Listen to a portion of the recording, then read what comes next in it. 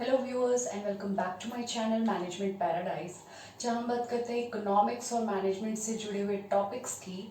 हम अभी डिमांड का चैप्टर स्टडी कर रहे थे, बट डिमांड में आगे मूव करने से पहले मैं चाहती हूँ कि आप ग्राफिकल प्रेजेंटेशन के बारे में कुछ बेसिक चीज़ें जान लो, क्योंकि जब पूरी इकोनॉमिक्स में हम आगे मूव करेंगे तो आप देखोगे कि ग्राफ्स की काफ़ी ज़्यादा रिक्वायरमेंट पड़ती है। तो अनलेस एंड अनटिल आपको उसकी प्लॉटिंग के बारे में पता होगा, आप ग्राफ को समझने में काफ़ी कंफ्यूज हो सकते हो। फाइन। तो यहाँ पे आप देख रहे हो कि एक सिंपल सा जो ग्राफिकल रिप्रेजेंटेशन है वो मैंने किया है। यहाँ पे ग्राफ जब भी हम ड्रॉ करते हैं तो सिर्फ दो एक्सिस की बात करते हैं। पहला तो एक्स एक्सिस होता है जो हॉरिजॉन्टल होता है, और दूसरा होता है वाई एक्सिस जो कि वर्टिकल होता है। फाइन। अब ये जो बिल्कुल सेंटर में पॉइंट हमने ड्रॉ किया है इसे हम कहते हैं ओरिजिन, और यहां से ही वैल्यू की काउंटिंग शुरू होती है। जैसे जैसे हम राइट साइड मूव करेंगे एक्स एक्सिस पे वैल्यू बढ़ती जाएगी, और जैसे जैसे हम ऊपर की तरफ मूव करेंगे वाई एक्सिस की वैल्यू बढ़ती जाएगी। फाइन। अब ओरिजिन से जैसे लेफ्ट की तरफ अब जाओगे, सिंपल सी बात है, काउंटिंग भी अगर हम करते हैं तो जीरो से पहले क्या आता है, -1, -2, -3। तो आप देख रहे हो कि इस तरफ वैल्यू कम होती जा रही है एक्स एक्सिस पे।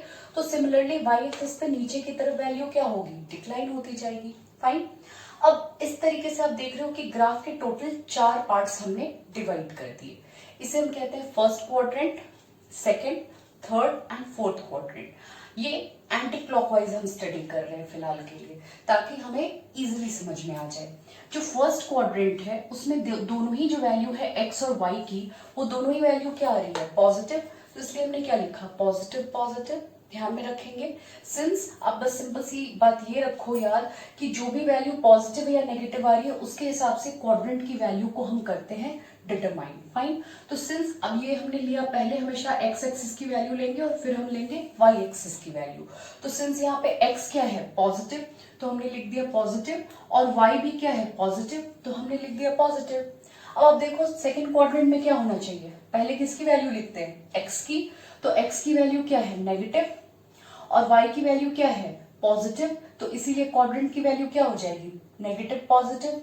यहाँ पे देखो आप, x की वैल्यू भी और y की वैल्यू भी, दोनों ही वैल्यू नेगेटिव आ रही है। तो x और y दोनों क्वाड्रेंट की वैल्यू हमने क्या लिख दी, नेगेटिव नेगेटिव लिख दी। और यहाँ पे जब आप मूव करते हो तो x एक्सिस में वैल्यू क्या आ रही है, पॉजिटिव, जबकि y एक्सिस में वैल्यू क्या आ रही है, नेगेटिव आ रही है। तो हमने इसलिए यहाँ पे पॉजिटिव नेगेटिव लिख दिया। इसमें बिल्कुल भी कंफ्यूज नहीं होना है, बस सिंपल सा आप याद रखो कि हमें पहले हमेशा x की वैल्यू लेनी है, x एक्सिस की वैल्यू, फिर हमें लेनी है y एक्सिस की वैल्यू।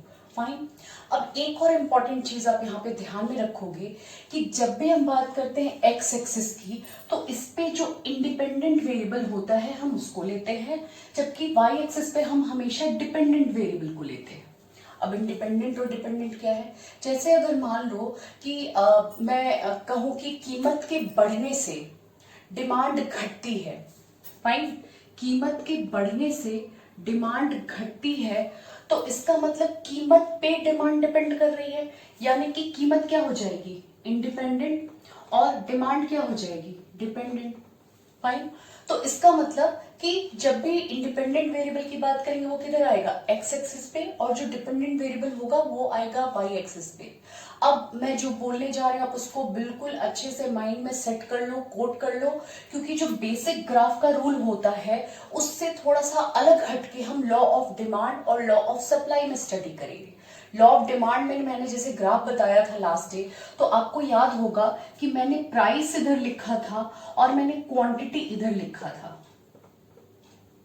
तो आप बोलोगे मैम आप खुद को ही कॉन्ट्रडिक्ट कर रहे हो, ऑब्वियस सी बात है, ये तो कॉन्ट्रडिक्टिंग बात हो गई कि यहाँ पे हमने क्या किया, इधर प्राइस को लिख दिया, इधर क्वांटिटी को लिख दिया, जबकि इसके पीछे एक बहुत इंपॉर्टेंट रीजन है। एल्फ्रेड मार्शल, जो one among most famous economist हुआ करते थे, उन्होंने अपनी बुक प्रिंसिपल ऑफ इकोनॉमिक्स में डिमांड और सप्लाई को बताते टाइम यही मेथड यूज किया था, और उनके जो भी स्टडीज थी वो आज भी हम फॉलो करते हैं, जिसकी वजह से डिमांड और सप्लाई में प्राइस को इधर यानी वाई एक्सिस पे और क्वांटिटी को लिया जाता है एक्स एक्सिस पे। क्लियर है।